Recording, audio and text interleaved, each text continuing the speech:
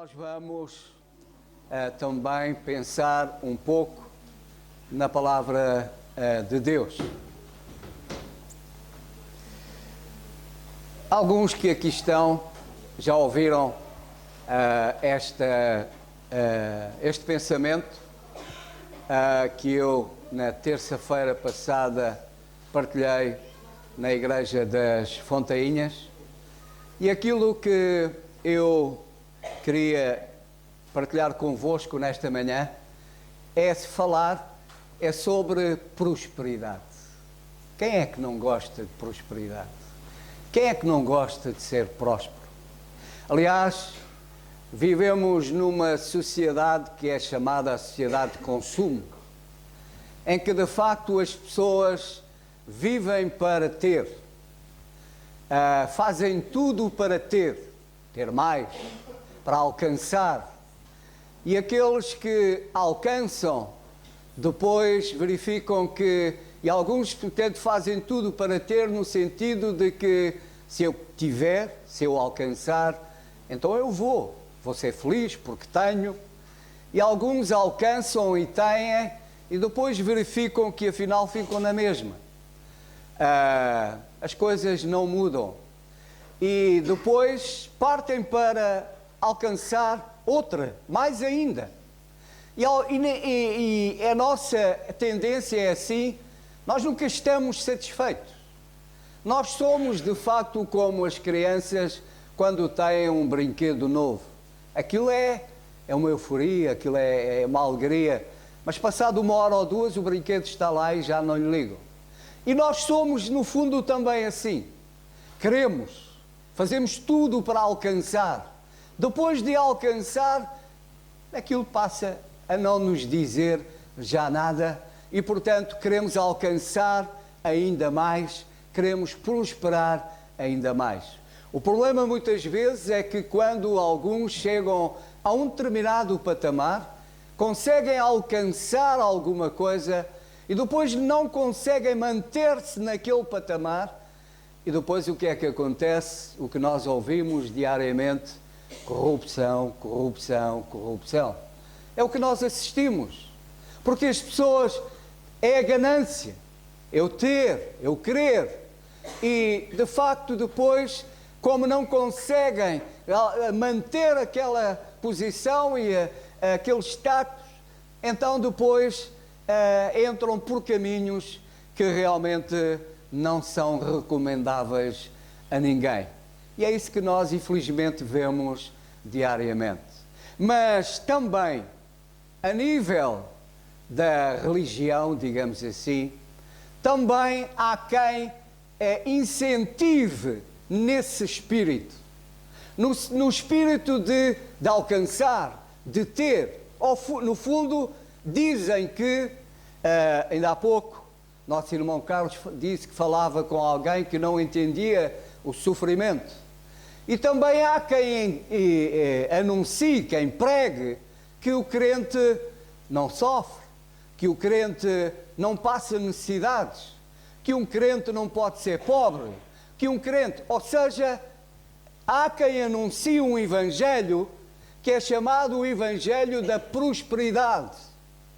Portanto, o evangelho em que não há necessidades, as pessoas podem ter. E, logicamente, nós vivemos num mundo de dificuldades. Nós vivemos num mundo de problemas. O Senhor o disse: no mundo tereis aflições. Mas nós não lemos o Senhor dizendo que nos livra dessas aflições. O que nós lemos na palavra de Deus é: não te deixarei, não te desampararei. Ou seja, eu estarei contigo. Por muitas dificuldades que passe, eu estarei contigo. Nessas dificuldades, nesses problemas, eu não te abandonarei. Eu estarei contigo. Eu te darei aquilo que tu necessitas para poderes viver, ultrapassar essa situação. Mas aquilo que realmente é, em certos lugares, anunciado, é um evangelho da prosperidade, em que realmente as pessoas, os problemas delas, os problemas de saúde são resolvidos. E como eu dizia na altura, na terça-feira, eu e certamente todos nós já ouvimos essas mensagens, nas minhas viagens ouvi tantas vezes, em determinadas rádios locais e tudo mais, este tipo de mensagem que apela a uma relação com Deus de interesse. Apela a uma relação com Deus de interesse, no sentido de quanto tu mais deres, mais recebes do Senhor. E por isso nós vemos pessoas que dão tudo o que têm e o que não têm e ficam pior do que estavam, porque ficam com os problemas e ficam sem dinheiro, ficam sem nada. E portanto nós assistimos a esse evangelho, a esse apelo de que de facto a relação que deve ter com Deus é uma relação de interesse. Ora, nós nunca lemos na palavra de Deus que Deus seja obrigado a dar-nos alguma coisa. Deus não é obrigado a dar-nos absolutamente nada. Mas, no entanto, o apelo, a mensagem que é feita por estas religiões, por estas seitas, por tudo isto.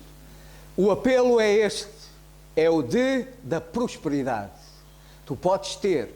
E o que é curioso, o que era impressionante depois de ouvir essas mensagens, havia os testemunhos. E é incrível aquilo que as pessoas dizem. Tinham cancro, deixaram de ter, não tinham casa, passaram a ter casa, e mais ainda, passaram a ser senhorios, passaram a ter muitas casas, não tinham carro, passaram a ter carro, a família, toda a família tem cada um o seu carro. Isto por causa da relação com Deus. E portanto, no sentido de dar, é evidente que o apelo é ao dar, porque há todo o interesse em dar, há todo o interesse em de facto dar. E isto para mim é o negócio da religião. Há todo o interesse, porque quanto mais as pessoas dão, e nós olhamos para certas igrejas e vemos a riqueza que têm, vemos de facto a riqueza que certas pessoas responsáveis por essas igrejas têm. Portanto, as pessoas estão a dar a homens que depois vão usufruir daquilo que as pessoas dão. Portanto, por isso, porque no fundo o que eles estão interessados é naquilo que as pessoas dão. Eles não estão interessados no problema, nem preocupados com os problemas das pessoas. Eles não estão preocupados com a alma das pessoas. Onde é que a alma dessas pessoas vai passar a eternidade? Eles não estão preocupados minimamente com isso, porque não é isso que se ouve. A mensagem que se ouve, o apelo que é feito é ao dar e ao ter. É evidente que Deus, na sua misericórdia e graça, Ele pode ajudar-nos e ajuda-nos. Ele pode resolver um problema de saúde. Ele pode ajudar e nós podemos ter realmente alguma coisa. Mas isso não é o mais importante, porque Ele pode resolver-me um problema de saúde que eu tenho, mas eu não vou morrer saudável. Eu vou morrer doente. Eu vou morrer com um problema de saúde. Eu posso ter carros, casas, mas isso não me vai salvar. Isso não vai resolver o problema que eu tenho. E o problema que eu tenho é a minha relação com Deus. Onde é que eu vou passar a eternidade? Com Deus ou sem Deus? Em gozo e alegria ou em sofrimento eterno? É essa a mensagem, é essa a pergunta, e é essa a pergunta que eu faço neste lugar e agora. Onde é que cada um de vocês que aqui está e que ouvem vão passar a eternidade? Já se preocuparam com isso? Porque esse é verdadeiramente o problema.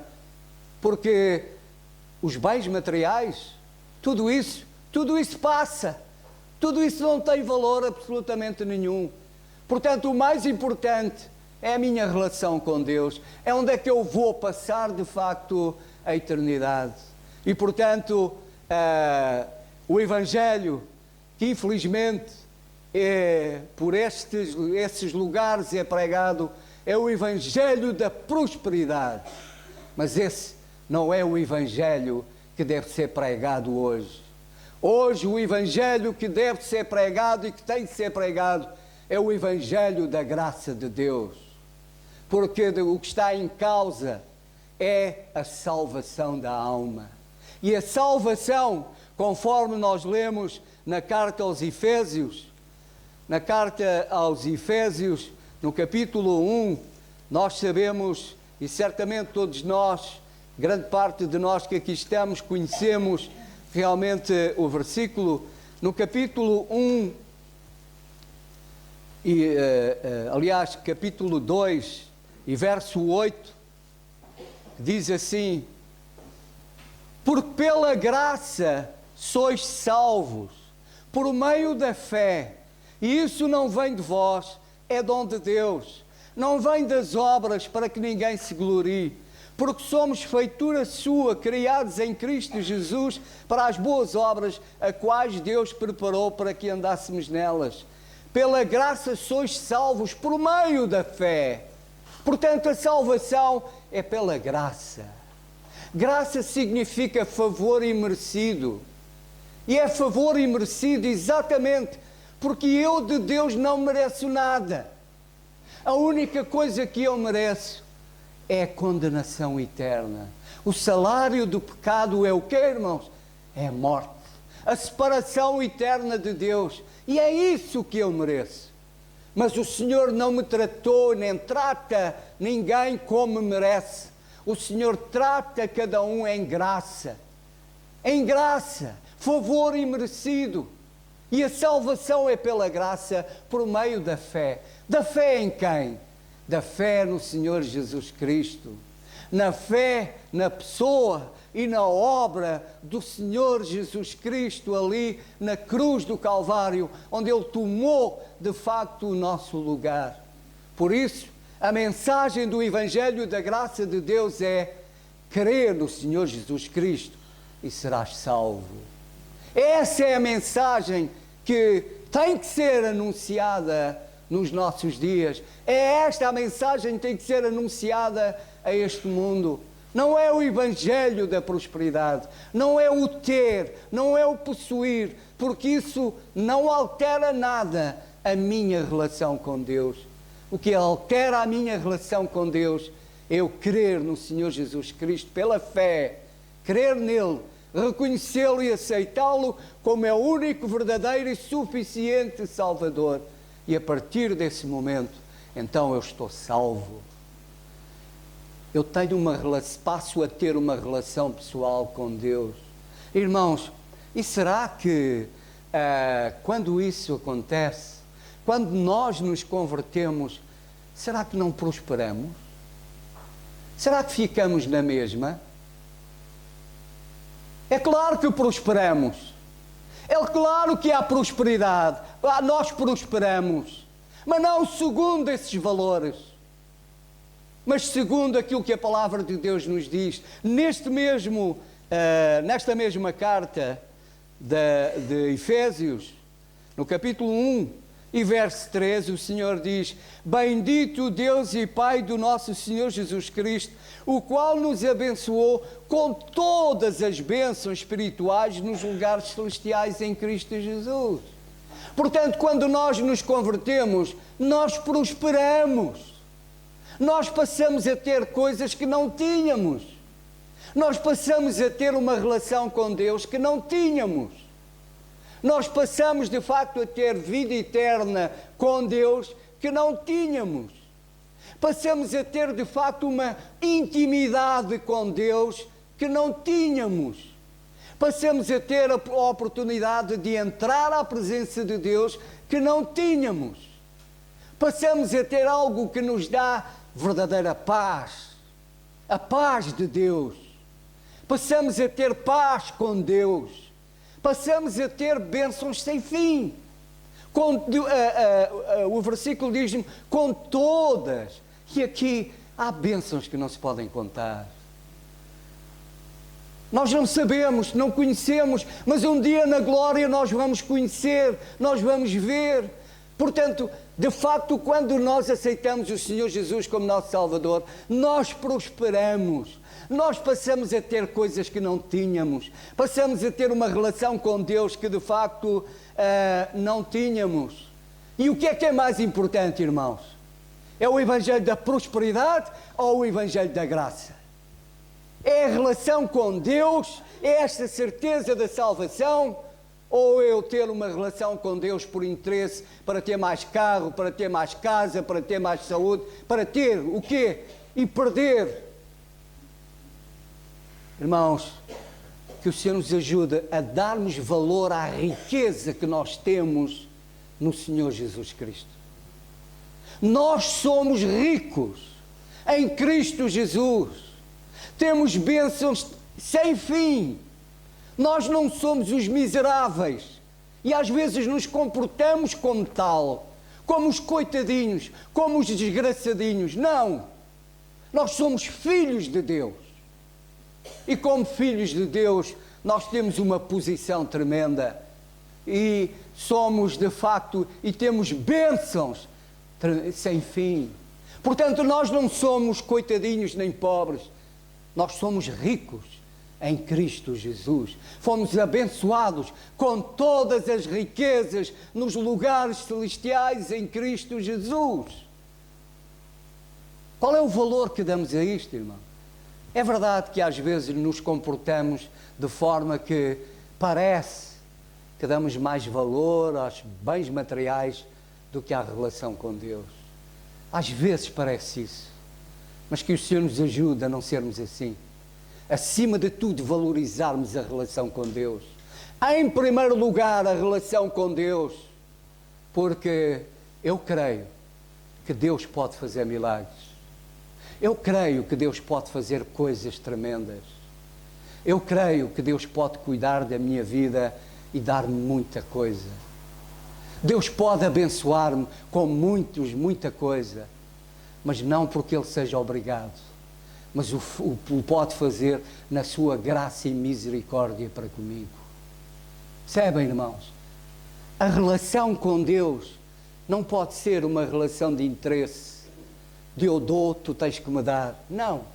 A salvação não é pelas obras, porque então, se a base é no dar, então se eu dou, então, de facto, então, eu tenho razão para esperar de Deus que Ele me dê. E sabem porque é que eu também, ou é porque eu já não viajo tanto como viajava, mas eu já não ouço tanto aquilo que eu via. Das duas, uma, ou as rádios já fecharam, ou de facto as pessoas já abriram os olhos. Porque, como se costuma dizer, à primeira todos caem. E realmente eu percebo, porque se eu não tivesse o conhecimento que tenho de Deus e se tivesse e vivesse um problema grave na minha vida, e se houvesse alguém se me aparecesse alguém a dizer que me resolvia o problema, logicamente eu iria atrás. Mas quantos foram enganados? E o problema é que esses que foram enganados, e eu conheci um que foi meu colega de trabalho, o problema é que endurecem o coração e em vez de culparem os homens que lhe transmitiram uma mentira, culpam Deus. E endurecem o coração para com Deus, em vez de perceberem que foram enganados pelos homens. Não é enganados por Deus. Deus não engana ninguém. Deus não promete riqueza a ninguém. Deus não diz que se creres em mim tens uma vida regalada. Não, antes pelo contrário, diz, no mundo tereis aflições. Mas também nos diz, eu estarei contigo. Não vais passar pelos problemas sozinho. Eu estarei contigo. Irmãos, Quantos momentos difíceis não passamos e nos valeu o consolo do Senhor, a força do Senhor, e olhando para trás e podemos dizer, não for ao Senhor, e o que seria de mim? E podemos dizer, até aqui me ajudou o Senhor. O Senhor tem ou não tem ajudado? Tem ou não tem abençoado? Mas ainda que Ele não abençoasse, ainda que Ele diariamente não fizesse nada, o que Ele já fez por nós, irmãos, já era tudo. Ele deu o seu Filho para morrer na cruz por nós. Por isso, irmãos, Ele já nos deu tudo, porque Ele deu-nos o mais precioso que tinha, o seu amado Filho. Mas não, o Senhor não nos deu no passado, o Senhor continua a dar-nos no presente e nos dará no futuro, porque Ele diariamente, Ele continua a ser gracioso e misericordioso para conosco. Por isso, irmãos, por isso a importância de conhecermos a Palavra de Deus, para não nos deixarmos levar por mensagens que nada têm a ver com Deus. Conheçamos a Palavra de Deus, conheçamos para que de facto conheçamos a verdade, conheçamos claramente qual é a mensagem de Deus para hoje. Conheçamo-la, e conhecendo-a, então facilmente nós conhecemos os erros e detectamos as mentiras que nos querem transmitir.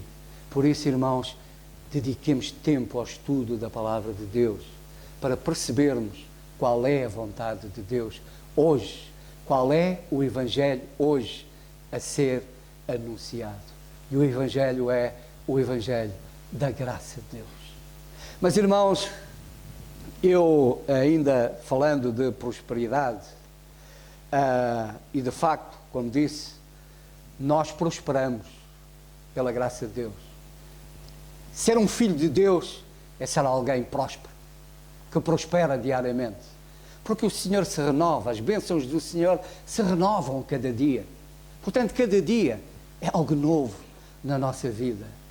E eu li há tempo, estava a ler as Escrituras e li um versículo em Gênesis, no capítulo 39, que diz, Gênesis 39 e versículo 23, que é o último versículo, que diz assim: e o carcereiro Mor não teve cuidado de nenhuma coisa que estava na mão dele, porquanto o Senhor estava com ele, e em tudo o que ele fazia, o Senhor prosperava. Eu sei que o que está aqui escrito é José prosperava. Nas várias traduções, e possivelmente algumas das traduções que vocês poderão estar a ler, é José prosperava. E, como eu disse, eu não tenho dúvidas nenhumas que José prosperou. José, conhecemos minimamente a história da vida de José. José foi lançado naquela cova pelos irmãos. José foi lançado na prisão. José desceu ao mais baixo que podia descer. Mas José subiu ao mais alto que podia subir. José sentou-se no trono. Abaixo de José no Egito, acima de José no Egito, só estava Faraó. José prosperou ou não? Da mesma forma, tendo a relação entre nós hoje e José, nós que éramos escravos do pecado, mortos em ofensas e pecados, mais baixos não podíamos estar, e hoje estamos sentados no trono, porque estamos em Cristo Jesus. Isto é ou não é prosperar? Mas, olhando para este versículo, e seguindo à letra aquilo que aqui está, diz que e tudo o que ele, José, fazia, o Senhor prosperava. Então quem é que prosperava? Era José ou era o Senhor? É evidente, como eu disse, José prosperava. Mas a pergunta é, mas será que eu não posso fazer o Senhor prosperar? Será que eu não posso fazer com que o Senhor prospere, cresça, Irmãos, no Egito, naquele tempo de José, alguém falou mais de Deus do que José?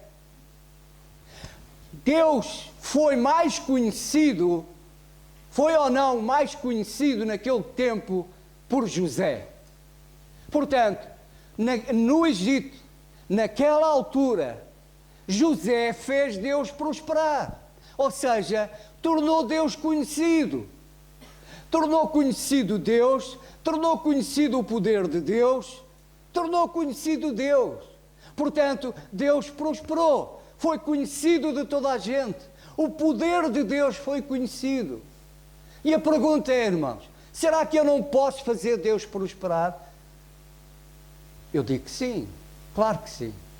Se eu lá fora falar do nome de Deus, se eu lá fora der bom testemunho do nome de Deus, então as pessoas vão ficar a saber quem é Deus. E vão ficar a saber o poder de Deus, como Deus transformou a minha vida. Portanto, através de mim, eu posso fazer Deus prosperar, eu posso fazer Deus ser mais conhecido, engrandecido. Nós podemos fazer Deus prosperar. E a questão é essa, e a pergunta é essa, irmãos. Será que eu tenho contribuído para que Deus prospere, seja conhecido? Ou eu me tenho comportado neste mundo como um 007, um agente secreto, que ninguém sabe quem eu sou? Se não sabem quem eu sou, se não sabem em quem é que eu creio, como é que vão de conhecer Deus? Como é que as pessoas se hão de salvar se não há quem pregue, já alguém dizia? Como é que as pessoas hão de saber quem Deus é se eu não lhes falar? Se eu não lhes mostrar que Deus transformou a minha vida, que eu sou um filho de Deus, que de facto para mim os valores estão neste livro, os verdadeiros valores estão neste livro. Aquilo que de facto rege a minha vida e que baseia a minha vida é o que está escrito nesta palavra, porque é a palavra de Deus. Portanto, irmãos, será que temos feito Deus prosperar ou, antes pelo contrário, temos feito com que Deus seja desconhecido para muita gente e muita gente anseia conhecer Deus? E muitos não o conhecem por minha culpa e por nossa culpa, porque não falamos, porque não dizemos, porque não vivemos. E por isso muitos partem para a eternidade perdidos. E um dia vamos ter que dar contas a Deus daquilo que podíamos ter feito e não fizemos, do que podíamos ter dito e não dissemos, do que podíamos ter vivido e não vivemos. Podíamos ter feito Deus prosperar na vida de muita gente e não fizemos. Na primeira carta aos Tessalonicenses,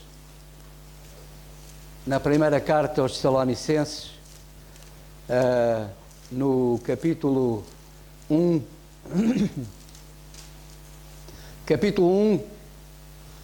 e verso 5 diz: porque o nosso Evangelho não foi a vós somente em palavras, mas também em poder e no Espírito Santo e em muita certeza, como bem sabeis quais fomos entre vós por amor de vós.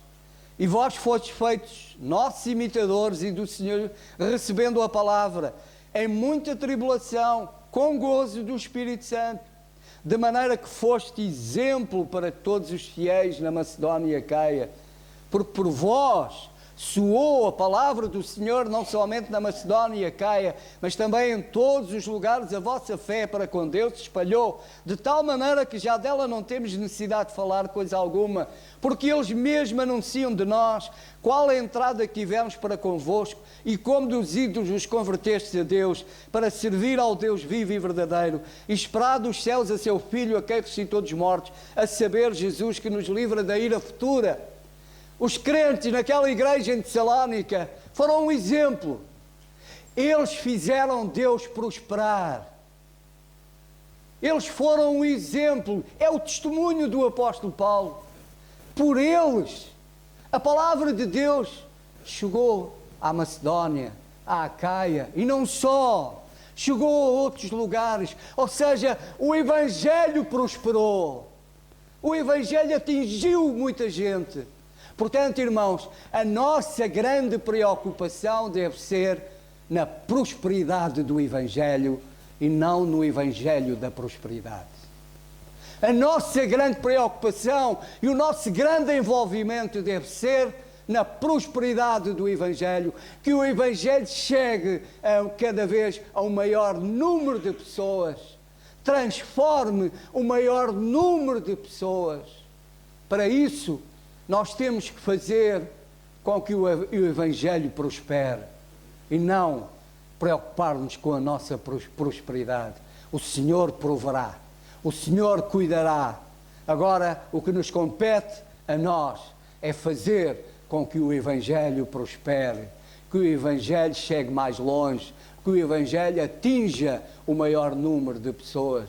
E rapidamente, porque o tempo passa, em Atos dos Apóstolos, eu sei, nesta altura, o Evangelho que era anunciado era o Evangelho do Reino. E, portanto, com outras características. Mas não é isto que eu quero falar. O que eu quero mostrar era a atitude daqueles que tinham a responsabilidade de pregar o Evangelho. Neste caso era o Evangelho do Reino. Mas a atitude que eles tiveram, em Atos dos Apóstolos, no capítulo 4, e verso 20, diz assim: porque não podemos deixar de falar do que temos visto e ouvido. João e Pedro,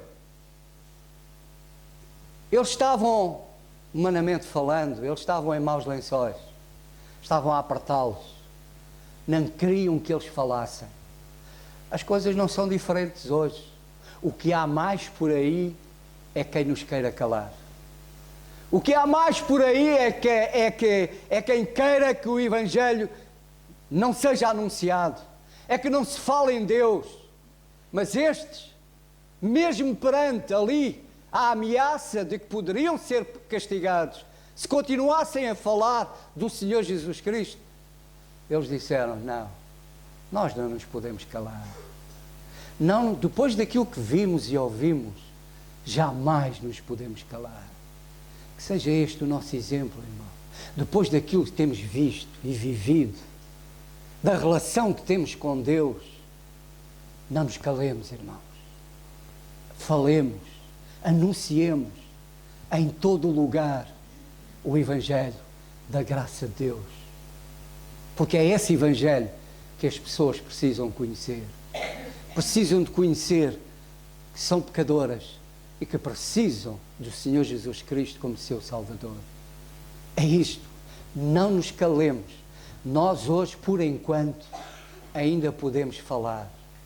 Ainda podemos chegar à rua e falar. Mas há irmãos nossos que não podem. Não podem chegar à rua com a Bíblia. Estão a ser mortos. Estão a ser presos. Mas ninguém os cala. Continuam a falar. Continuam a anunciar. E nós que podemos falar, quantas vezes ficamos calados? Capítulo 4 e verso 31 deste mesmo livro dos Atos diz: e tendo ele orado, moveu-se o lugar em que estavam reunidos, e todos foram cheios do Espírito Santo e anunciavam com ousadia a palavra de Deus. Que o Senhor nos dê ousadia, irmãos, para que em todo lugar e em todo momento anunciemos a palavra de Deus. E finalmente, capítulo 6 e verso 7, que diz: e crescia a palavra de Deus, e em Jerusalém se multiplicava muito no número dos discípulos, e grande parte dos sacerdotes obedecia à fé. Crescia, prosperava a palavra de Deus, e o número dos salvos aumentava. Porquê? Porque não se calavam, porque havia ousadia. É isto que nos falta, irmãos. Ousadia. Falarmos. As igrejas, chamadas igrejas tradicionais, estão a ficar vazias. Porquê? Porque não há coragem, não há ousadia, não se prega o Evangelho da graça de Deus.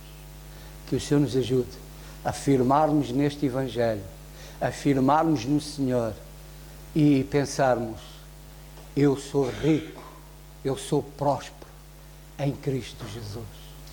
Tenho Deus que me deu tudo, que me pode dar tudo. Louvado seja o nome do Senhor. Amém.